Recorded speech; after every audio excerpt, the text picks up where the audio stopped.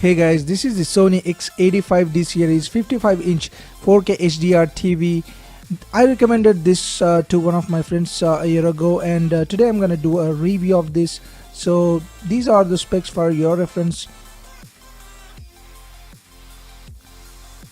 Now let us start off with build and design.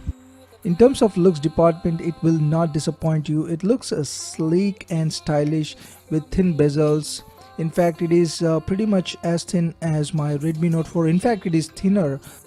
Even the bezels are really slim, so that will basically give you an immersive experience when you're watching movies or viewing anything on the TV. And you can see that pretty much all the ports are covered. Like, it has 4 HDMI ports and 3 USB ports and all the other necessary and basic ports. So in terms of connectivity and ports, you are pretty much covered.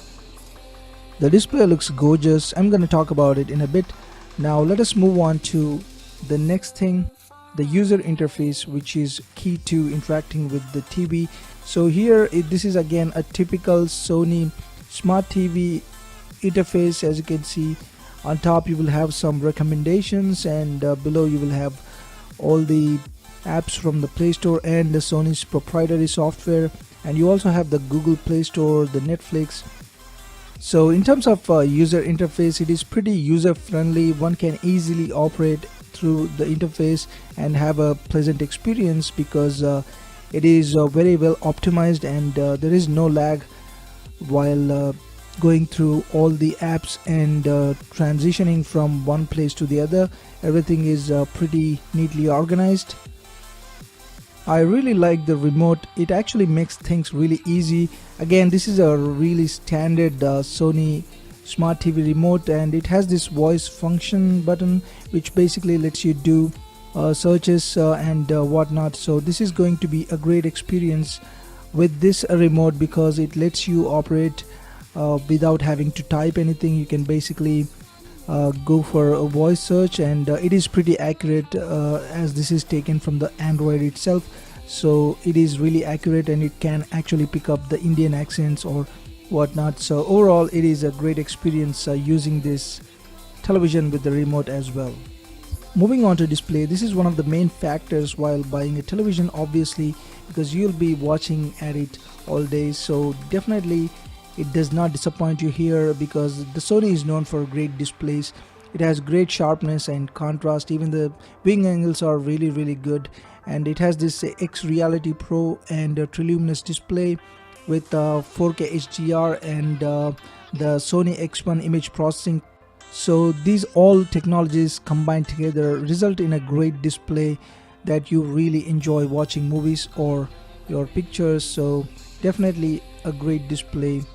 Now the performance is a key to the Android TV because it has to run the whole operating system, and this is where I was a little disappointed with this television because it is having that mediatek processor which is kind of underpowered. As you can see, the gaming experience, it is running the Asphalt 8 on the high settings, and you can see some lags or stutters.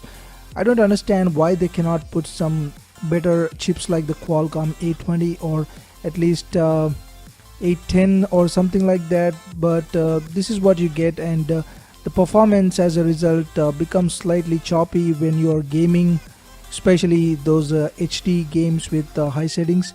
So I am not really impressed with the performance, but if you are not a heavy gamer, then it shouldn't really matter. You also have the built-in Chromecast and Miracast support, and also Sony's proprietary stuff along with the Chromecast. And as you can see, you can easily cast your YouTube videos or any other local media on your TV. The speakers are decent with Boss reflex speakers and the S-Force front surround system. So I definitely recommend you to get a woofer system or a home theater. So that's been it for this video, guys. I hope you liked it. Please like and share this video, subscribe, and also comment if you have any questions. Thanks for watching. I'll see you soon.